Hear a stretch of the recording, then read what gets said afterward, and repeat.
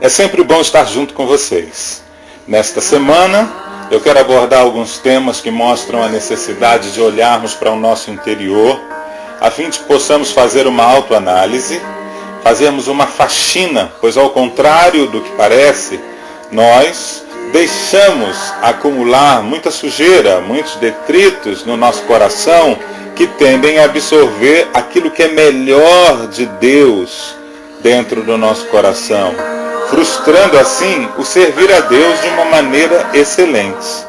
Nesta semana, também vamos orar pelos pequenos grupos, pelos líderes, e de modo que você possa desfrutar desse estudo e seja uma fonte de crescimento na graça e no conhecimento que há em Cristo Jesus. No Salmo 34, versículo 5, diz: Olhai para ele e sede iluminados, os vossos rostos não ficarão confundidos. Clamou este pobre e o Senhor o ouviu, salvou de todas as suas angústias. O coração do homem, volta e meia, está carregado de angústias. E essas angústias o impedem de viver o melhor de Deus na terra. No momento em que nos tornamos para Ele, que voltamos a nossa face para Ele, nos focamos em Jesus Cristo, somos iluminados, nos revestimos de confiança e recebemos dele espírito de poder e não de medo, espírito de poder e não de covardia. Quando nos chegamos para a luz, que é Cristo, toda a escuridão que há em nós é denunciada, não para te envergonhar, mas para desaparecer da sua vida. As manchas escuras da angústia tentam nos impedir de avançar, para que não cheguemos ao lugar que Deus preparou para nós, ou seja, assentados com Cristo, acima de todo principado e potestade nas regiões celestiais e em vitória. E força-nos a ficar estagnados, presos aos laços do diabo. Queridos, uma das razões que nos faz distanciar de Deus é o espírito de contenda. Por isso, ao jejuarmos e orarmos, estamos trazendo de volta para nós a presença de Deus. Ao desenvolver maior comunhão com Ele e ao dedicarmos maior parte do nosso pensamento às coisas que são do alto e não às coisas terrenas. Em 2 Timóteo 2:15 a 18 e 23 a 26, nós vemos de que maneira devemos nos apresentar a Deus e vencer o espírito de contenda, e assim nos livrarmos de muitas angústias. Vamos ver?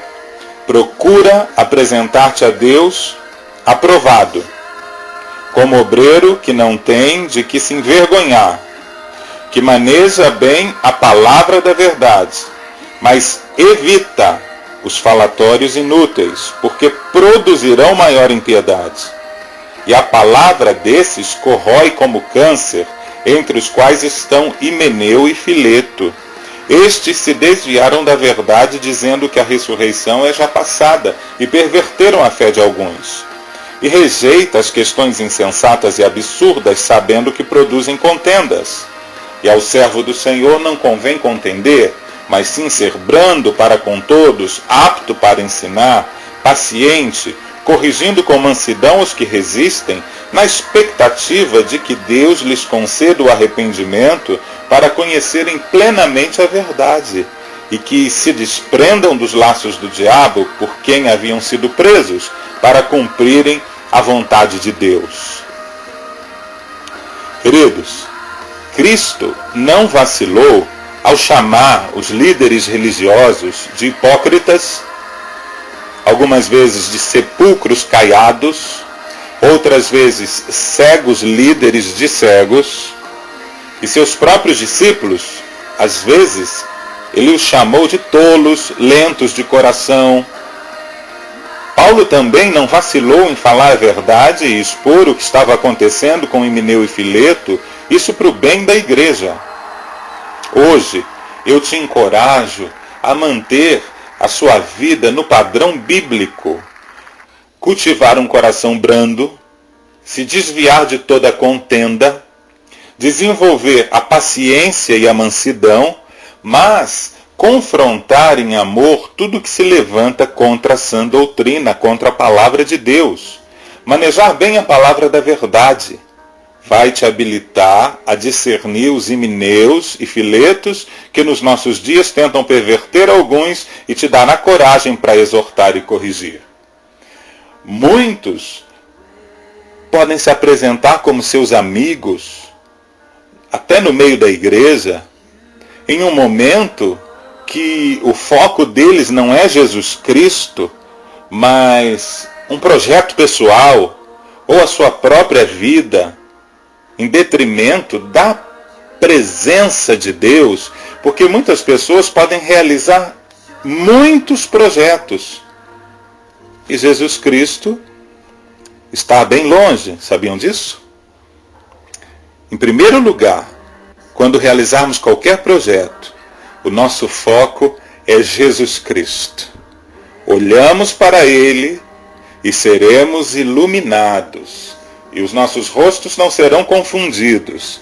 Aí sim, cada projeto que fizermos vai ser abençoado pelo Senhor.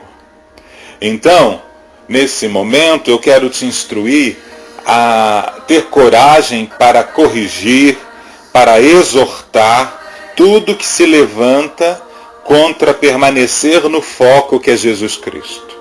A correção tem que começar em casa, ou seja, em nós. Deve haver a disposição não somente de sermos corrigidos por outros, mas também o desejo de corrigirmos a nós mesmos. 2 Coríntios 13, versículo 5, registra: examinai-vos a vós mesmos, se realmente estáis na fé. Não pede uma avaliação pública. Ela requer que analisemos a nós mesmos e então façamos o que for necessário para colocar as coisas em ordem diante do Senhor. Sem a disposição de considerar a possibilidade de uma trave no nosso próprio olho, a hipocrisia dominará em qualquer correção a outra pessoa. Então, em primeiro lugar, vamos olhar para o nosso próprio olho, para a trave que está no nosso olho. Precisamos de correção? Vamos nos examinar a nós mesmos, se realmente estamos na fé. Vamos limpar o nosso coração. Vamos manter um coração brando, longe de toda contenda, desenvolver paciência e mansidão e confrontar em amor aqueles que estão pervertendo a alguns e afastando-os da igreja e da presença de Deus. Assim, eu quero abençoá-los e declarar que a presença de Deus permaneça na sua vida nesse 23º dia de jejum. Jesus, volte-se para Ele. Nós queremos que você trate o seu coração. Comece hoje. Comece agora. Entrega totalmente o teu caminho ao Senhor. Confia nele e o mais Ele fará.